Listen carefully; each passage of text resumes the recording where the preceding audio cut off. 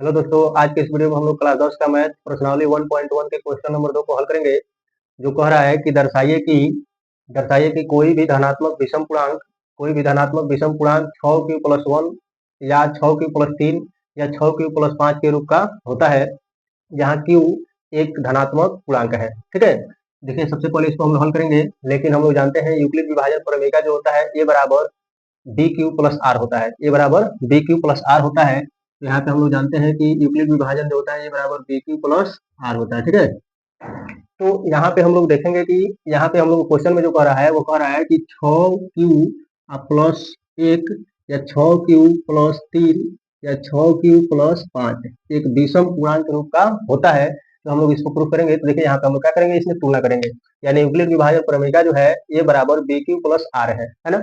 इससे हम लोग क्या करेंगे, तुलना करेंगे कि देखेंगे कि यहाँ पे a के बराबर जो है वो 6 के रूप में दे रहा है, और यहाँ पे r का मान दिया 1 3 5, यानी 1 3 5 के रूप में हम लोग प्रूफ कर रहा है। तो देखिए यहाँ पे हम लोग हल करेंगे। सबसे पहले लिखेंगे हल, क्या लिखेंगे, हल। और इसमें हम लोग क्या लिखेंगे, तो लिखेंगे कि माना ए कोई धनात्मक पूर्णांक है, धनात्मक पूर्णांक है। ठीक, धनात्मक पूर्णांक है। और आप लोग ये जानते हैं कि धनात्मक पूर्णांक क्या होता है। तो धनात्मक पूर्णांक का मतलब होता है कि माइनस वन से लेकर प्लस वन तक की संख्या को क्या कहते हैं, पूर्णांक कहते हैं। और इसमें से हम लोग को लेना क्या है, जैसे 0 1 2 3 4 5, ऐसा हम लोग क्या होता है आगे डॉट डॉट डॉट, और यहाँ पे -1 -2 -3, ऐसे हम लोग को धनात्मक पूर्णांक और ऋणात्मक पूर्णांक टोटल ऐसे होता है। इसमें से हम लोग क्या रखना है, धनात्मक पूर्णांक को रखना है, और किसी को माइनस वाले का हम लोग मतलब नहीं है। अब समझिए, यहाँ पे हम लोग देख रहे हैं कि बी का मान कितना है, तो 6 है। ठीक, और क्यू वही है, और आर का मान 1 3 5 इस प्रकार से है। और यहाँ पे हम लोग मान लिए हैं कि ए कोई धनात्मक पूर्णांक है, अर्थात ए जो है धनात्मक पूर्णांक है। ठीक, तो क्या करेंगे हम लोग, इसको आगे लिखेंगे। सबसे पहले यहाँ पे बी बराबर लिखेंगे, बी बराबर 6 है। ठीक, बी बराबर क्या है, 6 है। तो जब 6 हो, बी का मान 6 है, तो यहाँ पे देखिए हमेशा हम लोग पता है यूक्लिड विभाजन प्रमेय में कि ए बराबर बी क्यू प्लस आर हो गया। यहाँ पे बी जो होता है वो बड़ा होता है, और आर से मतलब आर से बड़ा होता है बी, और बी आर जो है यहाँ पे 0 के बराबर या 0 से बड़ा नंबर होता है। ठीक है, अर्थात बात किया जाए तो बी का मान हमेशा आर से बड़ा होता है, अर्थात 6 है तो आर का मान उससे छोटा होगा, यानी 6 से छोटा होगा।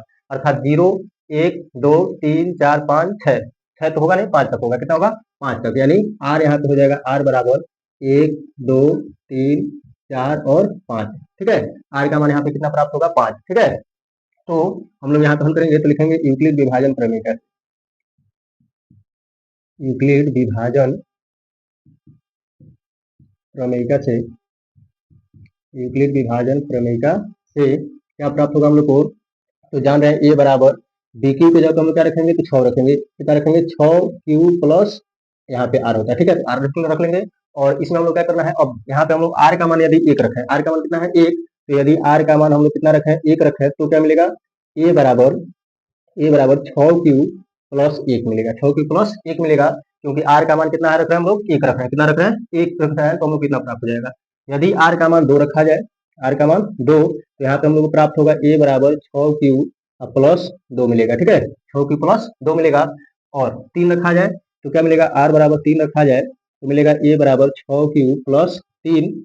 यदि 4 रखा जाए, क्या रखा जाए, 4, तो आर बराबर 4 रखें तो क्या मिलेगा, ए बराबर 6q प्लस आर के जगह पे 4 रखें तो 4 मिलेगा।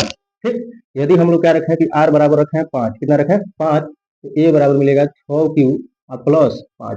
ठीक, इतना हम लोग आसानी से लिख सकते हैं। क्या लिखना है कि आर का मान यहाँ पे देखिए 1 2 3 4 5 है, इस प्रकार से है। 0 भी हो सकता है, तो 0 को हम लोग को उतना उचित नहीं है आप रखना, रखना चाहे तो रख भी सकते हैं, उसकी कोई बड़ी बात नहीं है। लेकिन यहाँ पे देखिए आर बराबर हम लोग 1 रखे, तो ए का मान ए वही रहेगा 6q, और प्लस आर है, प्लस लिख दिए, आर के जगह पे 1 रख दिए, फिर आर के जगह पे 2 रखे, फिर 3 रखे, फिर 4 रखे, फिर 5 रखे। इस प्रकार से हम लोग को पूर्णांक प्राप्त हो जाएगा, ए का मान प्राप्त हो जाएगा। ठीक है, अब रही बात ये धनात्मक विषम पूर्णांक क्यों होता है, इसके बारे में सुनेंगे। धनात्मक विषम पूर्णांक जैसे 6q+1 ही धनात्मक विषम पूर्णांक क्यों हो गया, और 6q+3 है वो भी धनात्मक पूर्णांक कैसे हो गया, और यहाँ पे ए बराबर 6q+5 ही धनात्मक विषम पूर्णांक क्यों हुआ, इसके बारे में सुन तो देखिए, यदि आर का यहाँ पे 6 है और 1 जोड़ेंगे तो कितना होगा, 7। ठीक है, 7 होगा, जो कि क्या होता है, विषम पूर्णांक होता है। क्या होता है, विषम पूर्णांक। यदि क्यू का मान 1 2 3 कुछ भी रखें, जैसे मान लीजिए कि यहाँ पे हम लोग 6 है, q का मान रख रहे हैं कितना 1 रख दिए प्लस 1 है, तो कितना मिलेगा 6 + 1 यानी कितना 7। ठीक, 2 रखेंगे तो 6 × 12 और 1 13 प्राप्त होगा, जो कि 13 का होता है विषम पूर्णांक होता है। मान लीजिए 4 रखे तो 4 चौक को 4 छक्के 24 और 1 25, जो क्या होता है विषम पूर्णांक होता है। ठीक, इस प्रकार से हम लोग q का जो भी मान रखेंगे वो विषम पूर्णांक ही आएगा, इस रूप में रहेगा। अब रही बात कि इसमें देखा जाए तो 2, यहाँ पे मान लीजिए 1 रखेंगे तो 6 × 1 रखें तो 6 और 2 8 हो गया। 8 क्या होता है समपूर्णांक होता है, क्या होता है समपूर्णांक, तो हम लोग उसको नहीं रखेंगे। ठीक है, यानी हम लोग को नहीं रहेगा। अब देखिए यहाँ पे यदि q का मान 1 रखें तो क्या मिलेगा, तो 6 × 1 रखेंगे तो 6 और 3 9, तो हम लोग को 9 क्या होता है विषम पूर्णांक होता है। यदि q का मान यहाँ पे हम लोग 2 रख लें, जैसे मान लीजिए 2 रखे तो 6 × 2 प्लस यहाँ पे कितना है 3, तो 3 लिख देंगे। ठीक, यानी कितना 6 × 12 3 15, और 15 क्या होता है विषम पूर्णांक होता है या नहीं होता है, तो होता है।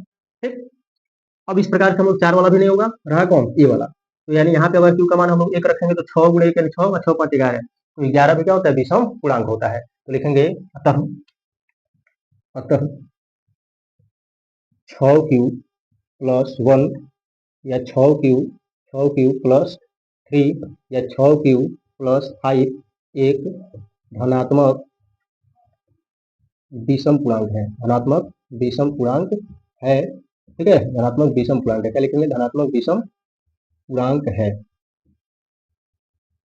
तो इस प्रकार से यह क्वेश्चन हम लोग का क्या हो जाता है, हल हो जाता है। मुझे उम्मीद है कि आप लोग यह क्वेश्चन अच्छी तरह से समझ चुके होंगे, तो आप लोग इसको स्क्रीनशॉट ले सकते हैं। तो आप लोग इसका स्क्रीनशॉट लेने के बाद से अगला वीडियो पे जुड़े रहने के लिए चैनल को लाइक सब्सक्राइब और कमेंट करना ना भूलें, ताकि मैं ऐसे वीडियो आप लोग के लिए बनाता रहूं। जय हिंद, जय भारत।